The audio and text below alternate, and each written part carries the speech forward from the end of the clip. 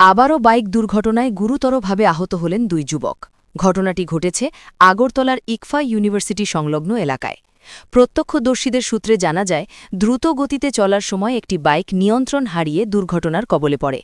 বাইকটি রাস্তার পাশে ছিটকে পড়ে যায় এবং তাতে আরোহী দুই যুবক মারাত্মকভাবে আহত হন। আহত যুবকদের নাম বিক্রম দেবনাথ ও রূপক দাস। দুর্ঘটনার পর স্থানীয় মানুষজন তৎপরতার সঙ্গে ঘটনাস্থলে ছুটে আসেন এবং সঙ্গে সঙ্গে দমকল বাহিনীকে খবর দেওয়া হয়। দমকল বাহিনীর কর্মীরা ঘটনাস্থলে পৌঁছে আহতদের উদ্ধার করে দ্রুত জিবি হাসপাতালে নিয়ে যান। বর্তমানে বিক্রম দেবনাথ ও রূপক দাস জিবি হাসপাতালে চিকিৎসাধীন রয়েছেন। হাসপাতাল সূত্রে জানা গেছে, দুজনের অবস্থাই আশঙ্কাজনক। চিকিৎসকরা নিবিড় পর্যবেক্ষণে রেখে তাদের চিকিৎসা চালিয়ে যাচ্ছেন।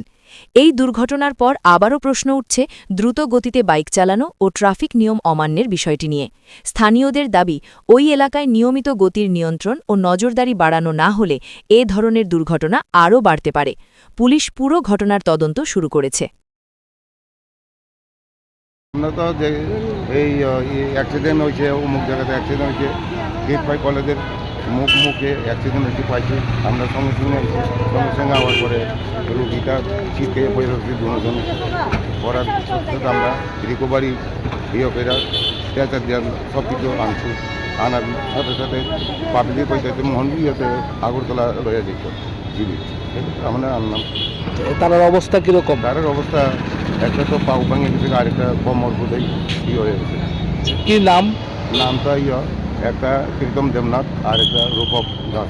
বয়স কীরকম হবে তারা? প্রীতমের 24 আর রূপকের 30। তারা কি এক্সপায়ারি স্টুডেন্ট? না, মানে রোডে অ্যাক্সিডেন্ট হয়েছে। রুটে কীভাবে, মানে কি মানে বাইক আর কি আসলো? তো বাইক আর গাড়িতে তো আমরা তলব করতে আসে না, শুধু স্ন্যাপ করে মোবাইল দিয়ে স্ন্যাপ করে আনছি। এখন তার অবস্থা ডাক্তার কিছু কইছে আপনাদের? না, আপনাদের কিছু কিছু। আপনারা কোনখান থেকে আইছেন? আমরা সিরাই মোহনপুর থেকে আনছি। আপনার নাম কি? আমার নাম ঐশী।